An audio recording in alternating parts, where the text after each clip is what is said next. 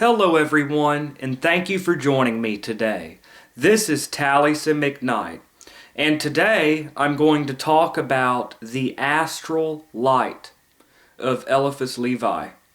The Astral Light is widely believed to be the secret of magic.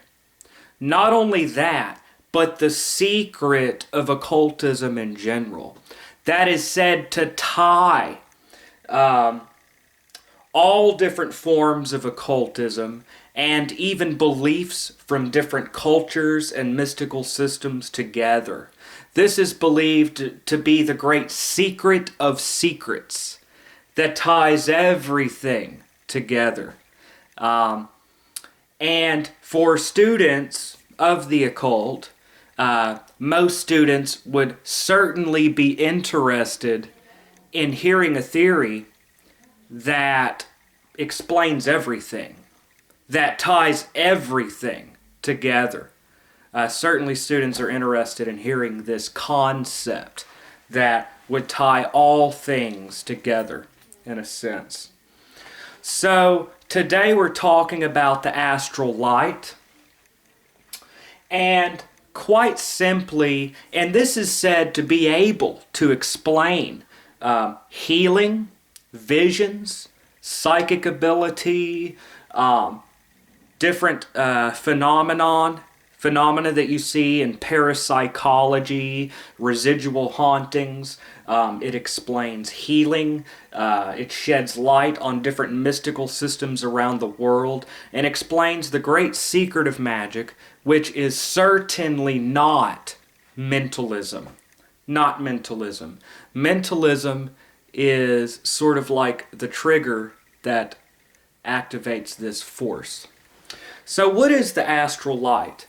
Quite simply, breaking this all down, the astral light is an energy that's said to permeate all space. What in late antiquity, 2,000 years ago, was called the Anima Mundi, the soul of the world.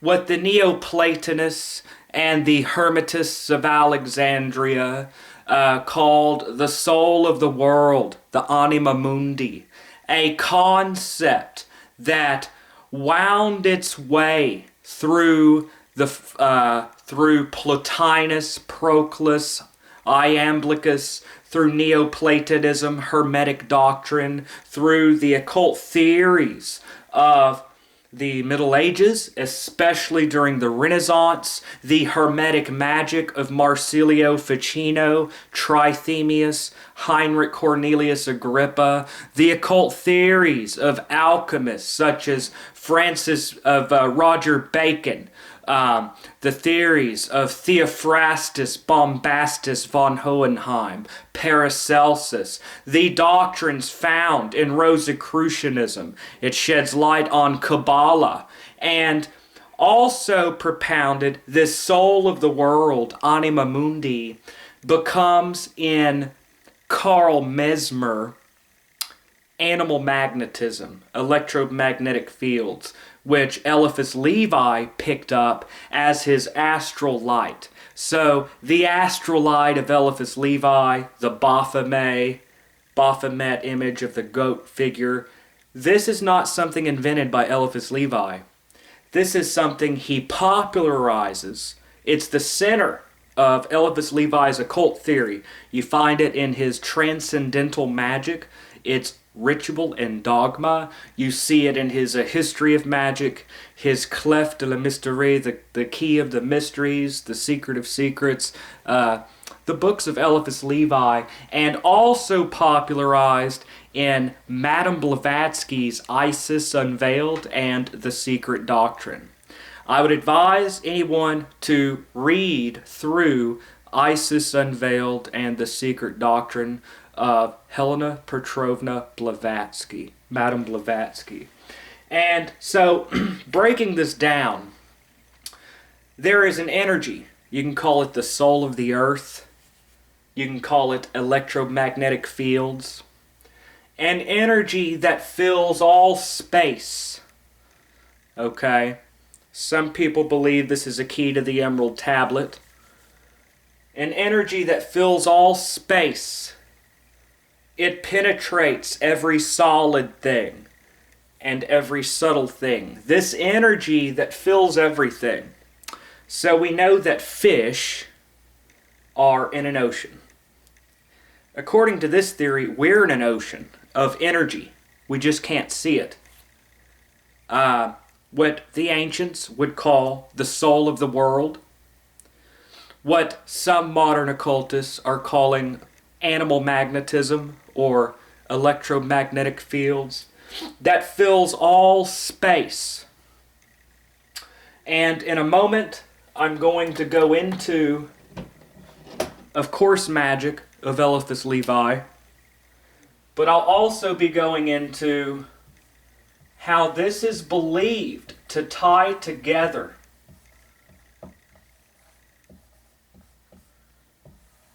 residual hauntings,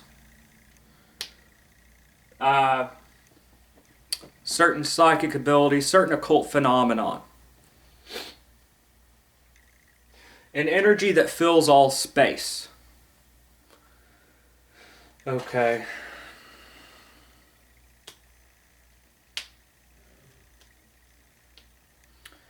And we notice that the moon pulls the tides. Celestial bodies certainly do have an influence on things on Earth. The moon pulls the tides. I remember a few years ago, it was all over the news, on TV, the news, that some kind of astronomical phenomenon, you could stand a broom up and it would stand and not fall.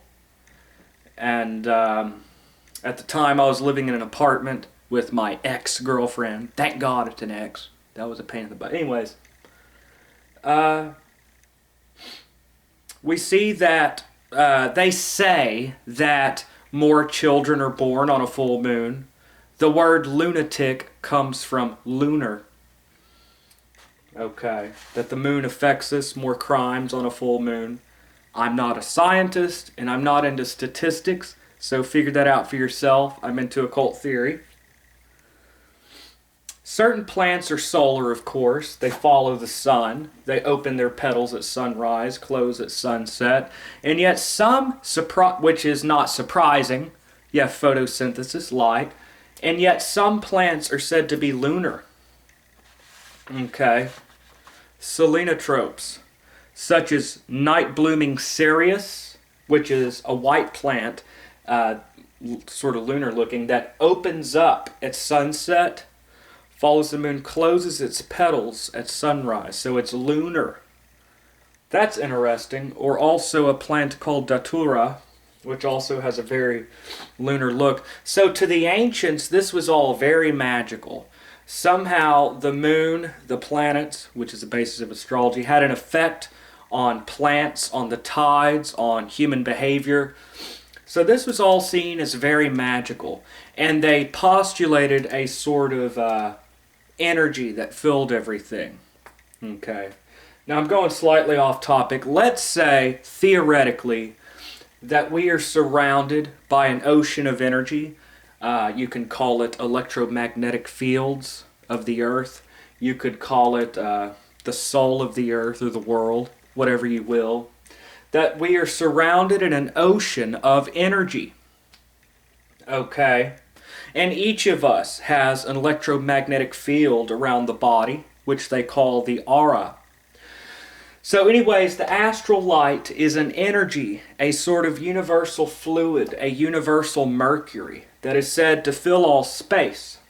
Now, if theoretically you could leave impressions on this energy, what do I mean by imprinting this energy with impressions?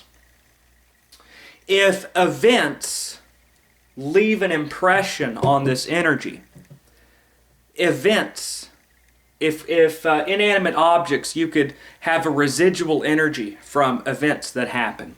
For example, psychometry is the psychic ability of holding an object in your hand and drawing impressions from it.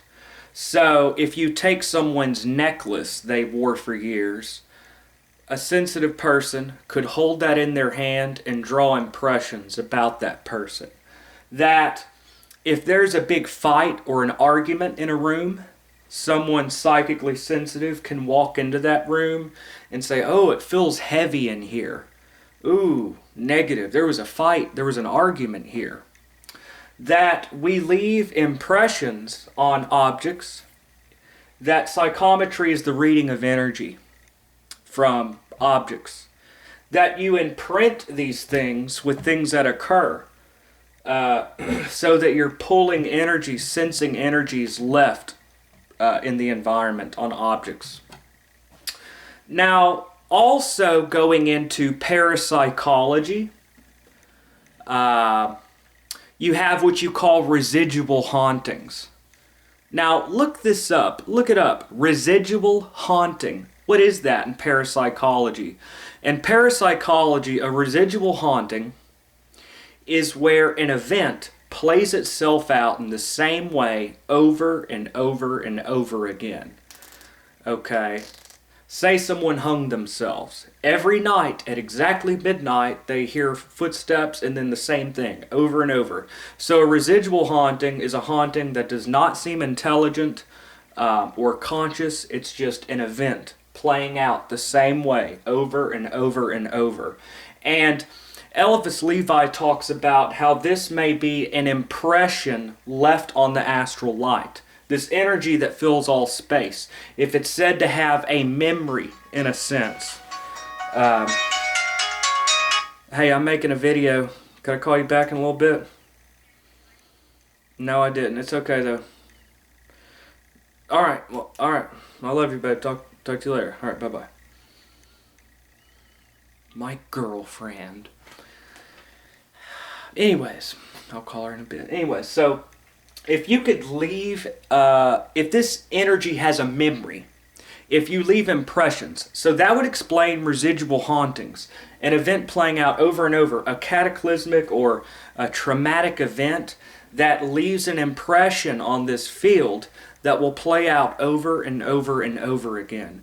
This is a memory in the astral light, drawing and a memory on objects that you can pull impressions from something that happened or who owned the object. Okay? So that is psychometry, residual hauntings. And if we assume, going along with this theory, that it's not so much where you are in space, but when you are in time, that where a person is not just their location in space, but when are you in time? When are you and where are you? To pinpoint someone at a specific time. That this energy may transcend, in a sense, our normal concept of space and time. Which means that a knowledge of the past, but also the future, if this energy transcends our normal concept of space and time, that this energy, you draw impressions from the ethers, this energy, the ether, psychic abilities, intuition, prophecy is explained, in a sense, by this.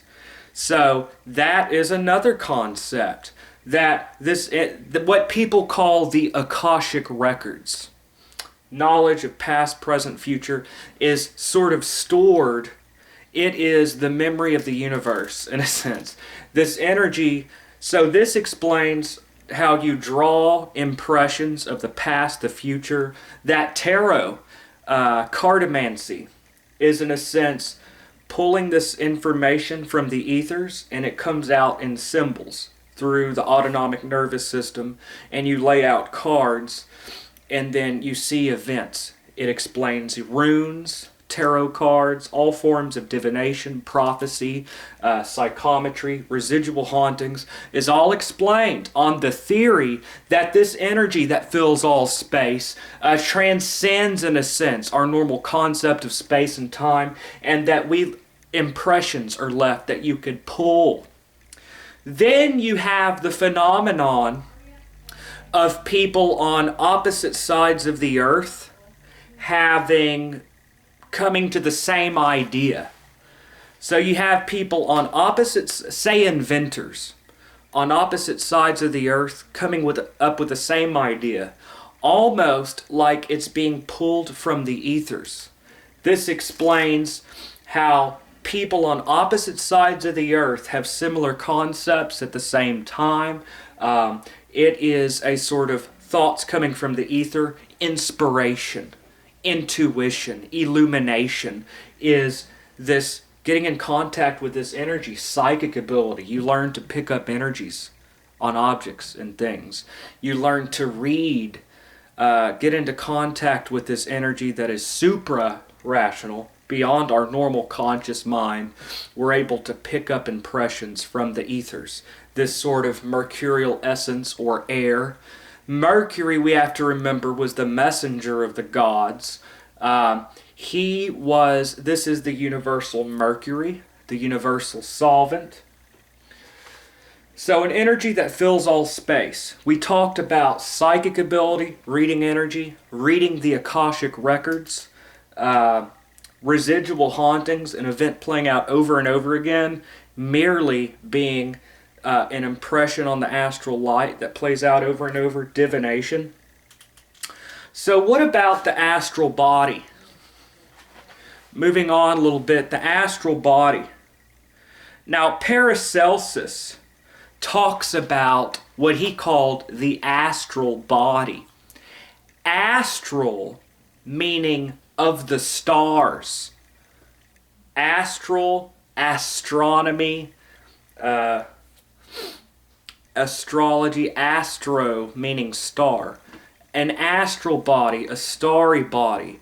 We have electromagnetic energy fields in the body. This is what we call the aura. So we have an aura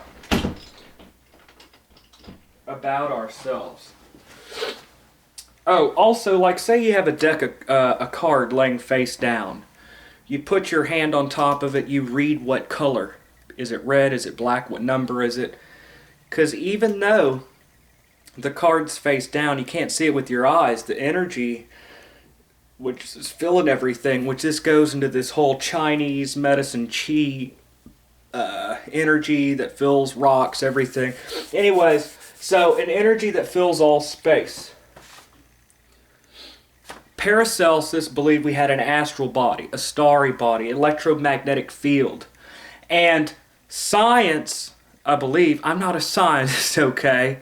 You do that if that's what you do. Okay?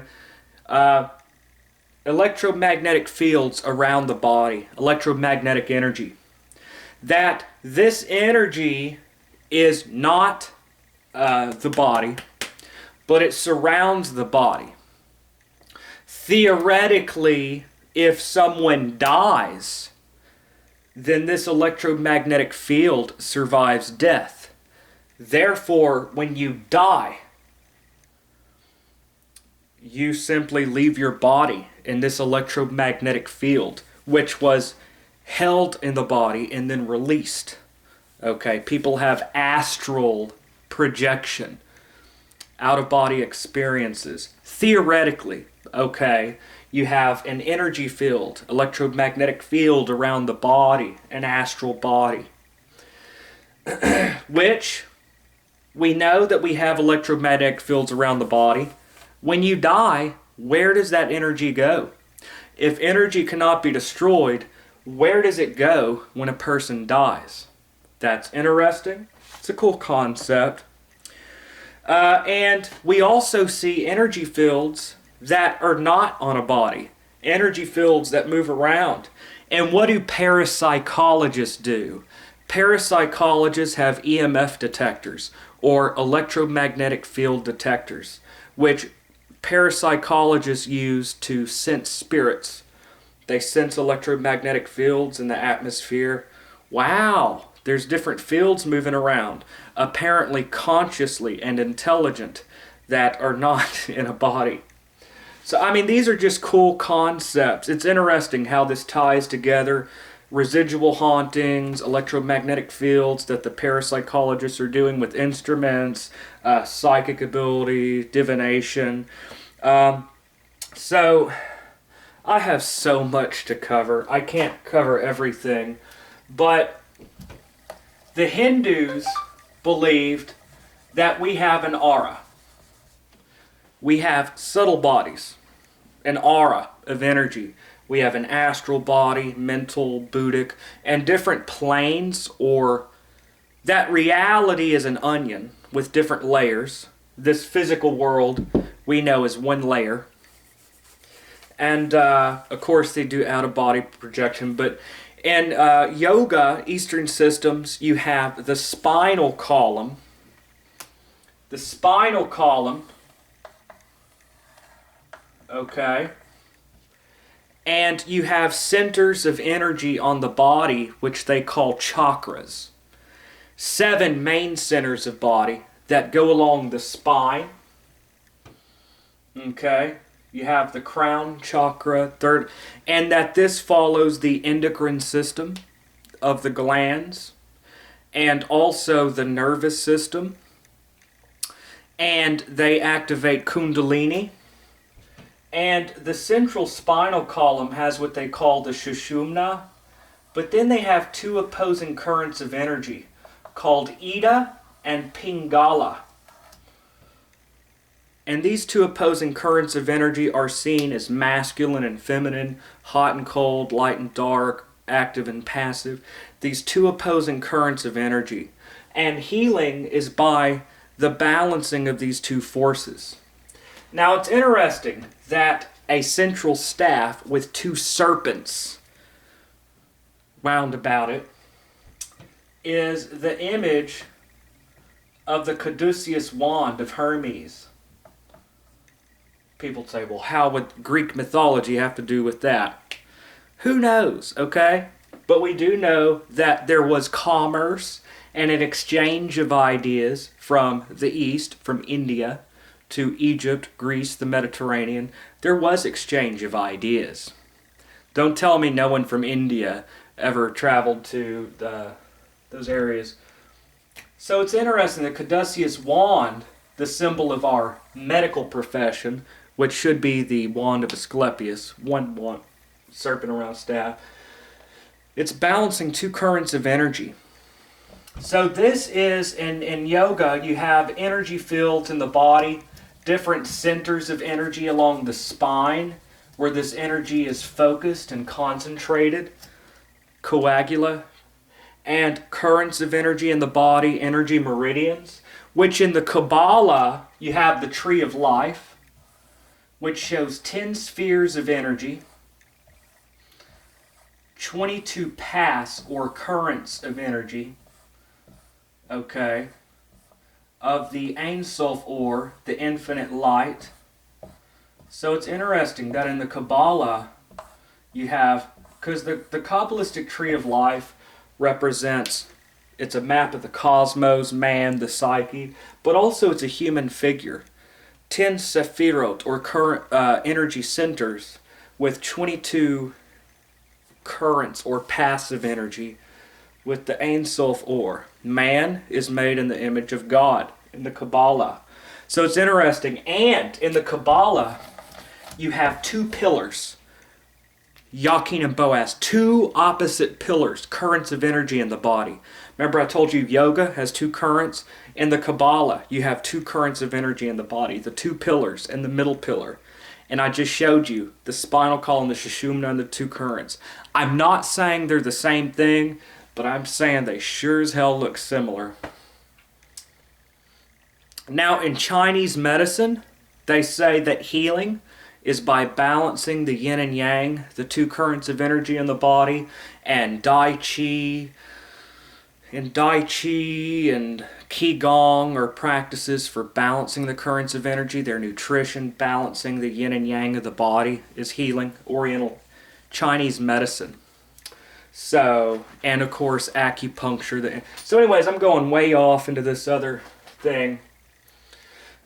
Now this concept of an energy that fills all space is found in China, It is called chi, your chi energy. Your chi is your life force, but the chi is also found in rocks and trees throughout nature. Chi is an energy that fills the landscape. All things are filled with chi. In Japan, it's called ki, where you get qigong or reiki. Interesting, which reiki is energy healing. So that's China. You go all the way to Africa, West Africa, to Nigeria, the Yoruban people. Their religion, you have Ifa, and you have the Orisha cult of West Africa, Nigeria, which in the West, here we call it Santeria, which is preferably called Lukumi, which means my friend. Lukumi or Santeria, which some see as a pejorative term. The Ache is an energy that fills everything. Okay? Ache is magical power. Your magic, your spells comes from your Ache. How much of this force you have. Which Olorun, the supreme deity, gave to the Orishas. Okay? So that Abatala, the different Orishas, have this Ache energy. Okay? So in West Africa, you have Ache, which fills nature, which is seen as power to make stuff happen. The Orishas, the deities or spirits of the Orisha pantheon, has the Ache, the life force. So you go from China, Japan, West Africa. You have this life force that fills everything. What in China is called Qi is called Ache in West Africa. You go to Hawaii, the natives of Hawaii. They have mana, which this force, this energy, is called a similar thing in Polynesia. And in India, it's called prana. So, from Europe to Africa, India, Asia, all over the world, different cultures around the world believed in this one power that is the secret of magic. It is the secret of healing, prophecy, everything. This is the one power that every ancient culture on the planet believed in. Wow. I guess maybe the Egyptians, the Chinese, the Japanese, Polynesia, Hawaii. I guess some energy missionary just traveled around the planet. Okay, so a missionary traveled and spread the word to the whole fucking planet on a ship. Whatever. No. Somehow they all came to the same conclusion. Okay. So anyways, we have an aura, we have an energy field. Different cultures believe that it is the secret of magic, of power. It is Hekas, Chi, Prana, Mana, Ki, this energy, the body of the Holy Ghost, some would say. So this is an energy that fills all space. So we talked about divination, reading energy, a psychic ability. We talked about residual hauntings, EMF detectors, the astral body. We talked about different cultures around the planet, Kabbalah. And Reiki is energy healing. We just tied together most of the occult sciences on the planet from different cultures. Interesting. So moving on, how does this tie into magic? How does this tie into magic? Eliphas Levi believed that this was the key to magic, the key to manifesting. That it's about establishing currents of energy. So, if you want to affect events, he said there are two currents of the astral light, Eliphas Levi did. A passive receptive current in which we see visions and psychic abilities, and an active current of creative force. Magick, according to Levi, not to mention according to several ancient cultures around the planet, magic is the ability to imprint this energy or concentrate on the Baphomet image coagula, to concentrate this energy with a desire. Remember how I said impressions are left on it? To imprint it with an energy, a desire. Raise this energy and release it. Salve. Salve et coagula. To concentrate and dissolve. To hold this energy, build up, imprint it with a desire and release it. And in modern occultism, we have what we call thought forms. A thought form is an energy cloud, a ball of energy that is simply a thought which is awaiting manifestation. So this goes, we saw how impressions are left on this universal force that fills all things, and now we're going into different occult phenomenon. You can go into spiritualism, table turning. Now we're going into the creative agent. Imprinting it with a desire and releasing it. Or you could say magic is about directing energy into a situation. You're directing your energy into a situation to affect events. Okay, now let me ask you this. What is the lesser banishing ritual of the pentagram? What is it really? What is the LBRP, the lesser banishing ritual of the pentagram? It is Atal Malkut Vagabura. It is manipulating energy in the body. You push your energy out to trace a pentagram, and then you charge those pentagrams.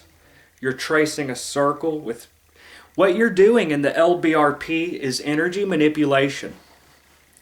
When you cast a circle, energy manipulation. What is the middle pillar ritual? You are charging different centers of energy on the body, and in more advanced techniques of the middle pillar, you circulate the body of light. This is central to the Golden Dawn, Aleister Crowley. And when you cast a circle, you direct a force around you in a circle. And when you call the quarters, if you imagine we're already in a sea of energy, you call the quarters, forces come here, here, here. You're working on the astral light that's surrounding you in an ocean and directing it. And what witches in Wicca call the cone of power, moving around in a circle, and it creates they focus on a desire in Wicca or witchcraft. They focus on a desire and they chant and move around in a circle, faster and faster and faster. They are imprinting that energy with the desire and creating a cone of energy, which they believe to be a sort of vortex. They build that energy and then they release it. That's what you read about in Raymond Buckland's Complete Book of Witchcraft, Uncle Bucky's Blue Book. That's what you see in Wicca, Aleister Crowley, the Golden Dawn, which you don't see the real secret told in these occult books, the basis behind it. Interesting. Now, in my next video, today I was talking about theory, an energy that fills all space, which has a record, the Akashic records of past, present, future, explains parapsychological events, and a creative agent, if you imprint it with a desire and release it. In my next video, I'll talk about the practice. I'll teach you how to actively work with this to manifest. In this video, it's all about the theory. So if you want to see how to apply this principle to make changes in your life, in my next video, I plan to do the practice. So today it is theory, next time practice, much like Eliphas Levi's dogma and ritual of his Haute Magick, high magic, the transcendental magic. So Eliphas Levi and Baphomet Solvet Coagula, a universal energy that fills all space. It is receptive, or we receive it with visions, phantoms, things like that. he used it to explain spiritualism, and also a creative agent. So anyways, that is the Astral Light, and I'll have more on this coming up and how to use this. Thank you for joining me. This is Taliesin McKnight. Have a great day, y'all.